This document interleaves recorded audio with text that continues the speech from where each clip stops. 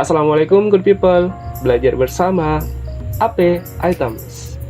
Untuk pengembangan channel ini, jangan lupa subscribe, like, dan share sebanyak-banyaknya agar ada video-video pembelajaran selanjutnya. Terima kasih.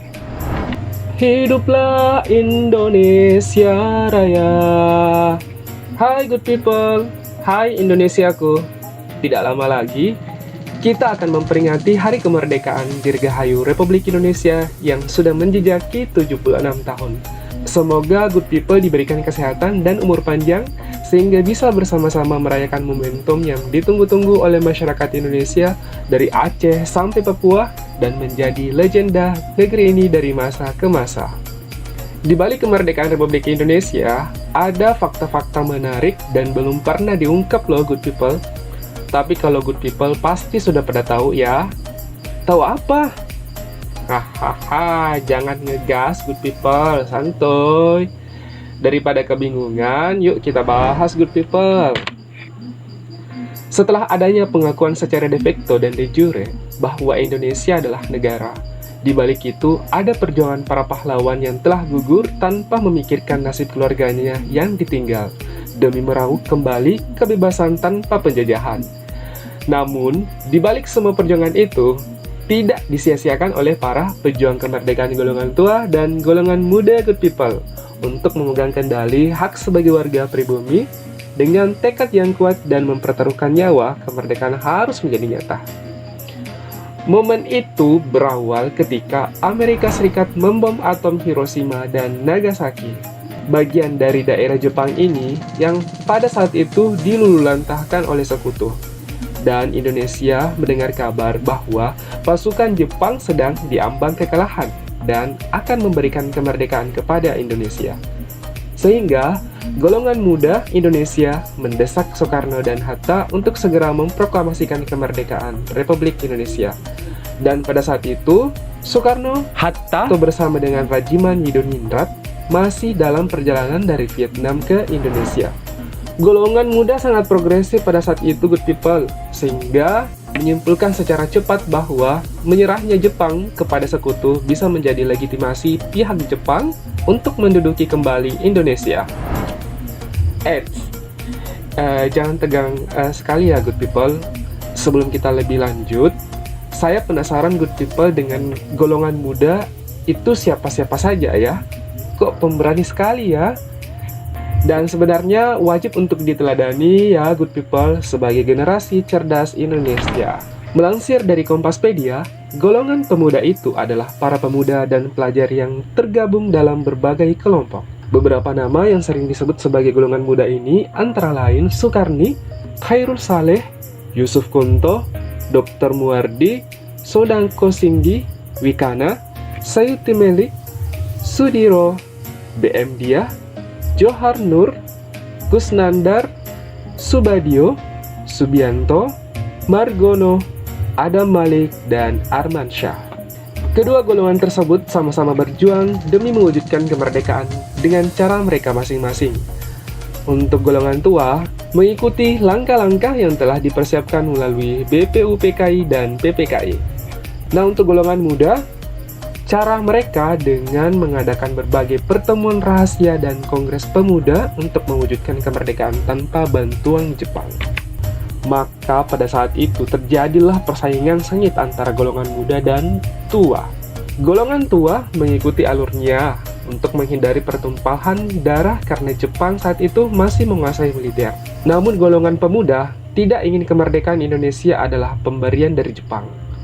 Maka terjadilah peristiwa Rengas Dengklok. Pada peristiwa itu disepakati proklamasi kemerdekaan diumumkan pada Jumat 17 Agustus 1945.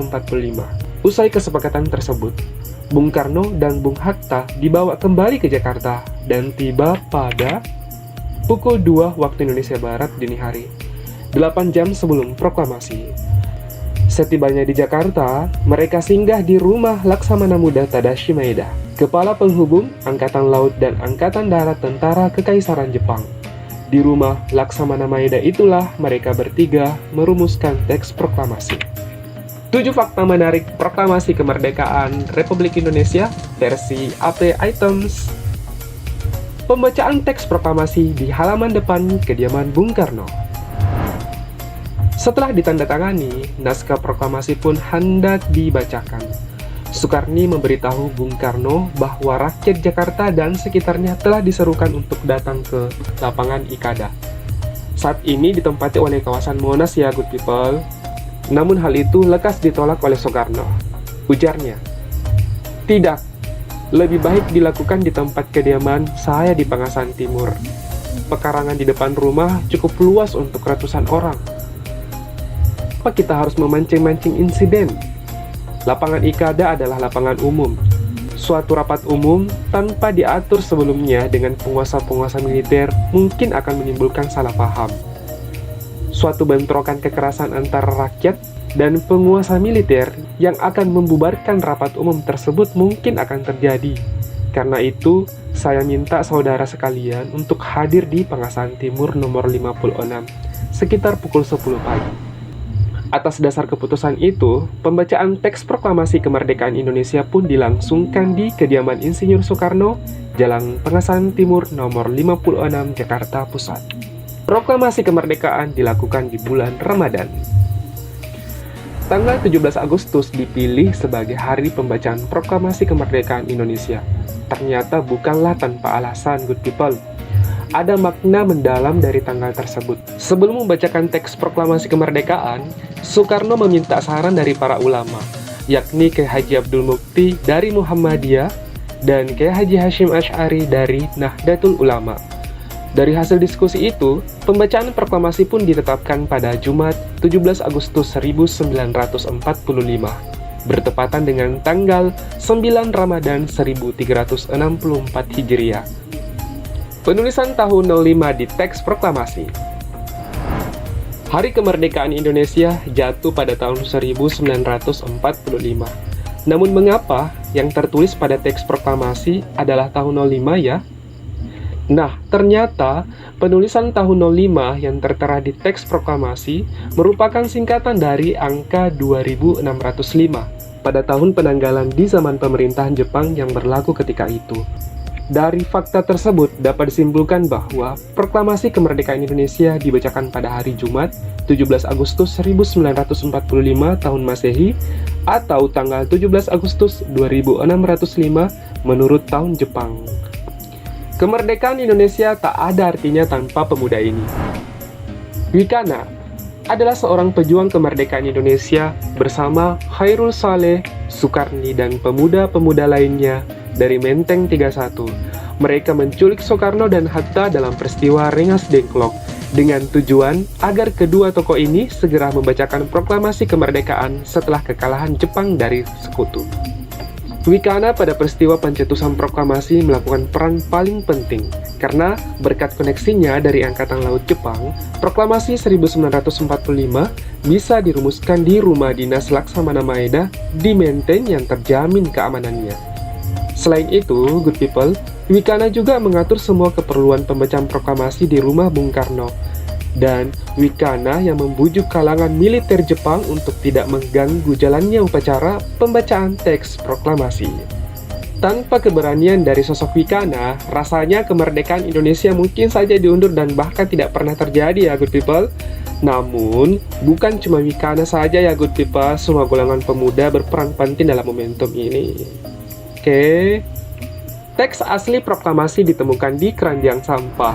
Siapa sangka naskah asli teks proklamasi ternyata sempat ditemukan di tempat sampah. Naskah tulisan tangan Bung Karno dan ikut ditandatangani Muhammad Hatta mulanya ternyata tidak bisa disimpan oleh pemerintah Indonesia. Siapa yang menyimpan naskah tersebut? Ternyata seorang wartawan bernama B.M. Diah, putra asal Aceh. Dia disebut menemukan naskah asli di keranjang sampah di rumah Laksana Maeda. Naskah tersebut ditemukan pada 17 Agustus 1945. Ternyata dia memberikan naskah itu kepada Presiden Soeharto setelah menyimpan naskah tersebut selama 46 tahun, 9 bulan, 19 hari. Lama juga ya. Dan kini teks itu tersimpan utuh dan aman di Museum Arsip Nasional. Suara Bung Karno saat membacakan proklamasi direkam ulang. Proklamasi. Kami, bangsa Indonesia, dengan ini menyatakan kemerdekaan Indonesia. Suara Bung Karno saat membacakan proklamasi seperti yang selama ini kita dengar, ternyata tidak direkam langsung saat pembacaan teks proklamasi. Tahu nggak sih, good people?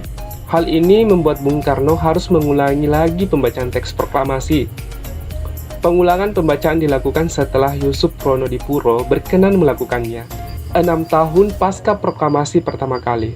Sedangkan pembacaan proklamasi yang diudarakan melalui pemancar Radio Republik Indonesia, khusus saluran luar negeri pada 17 Agustus 1945 adalah suara Yusuf Pronodipuro, bukan suara Bung Karno ya, good people. Foto detik-detik proklamasi direbut Jepang. Seperti halnya naskah asli yang sempat dibuang, dokumentasi proses proklamasi juga tidak disimpan dengan baik. Ada kejadian yang cukup menarik loh, good people. Franz Mendor, fotografer IPOS yang datang mengabadikan detik-detik proklamasi kemerdekaan, ternyata didatangi tentara Jepang. Tentara Jepang ingin merampas film dari foto-foto tersebut. Namun Franz memilih berbohong dan mengatakan bahwa filmnya sudah diserahkan kepada barisan pelopor. Padahal Franz ternyata menanam film momen bersejarah itu di bawah pohon halaman kantor harian Asia Raja. Hingga saat ini, berkat jasanya, seluruh rakyat Indonesia dapat melihat suasana detik-detik proklamasi kemerdekaan. Thanks ya Pak Franz, karena kebaikanmu, kini kami bisa menyaksikan momen bersejarah negeri kami saat merdeka sampai saat ini dan seterusnya.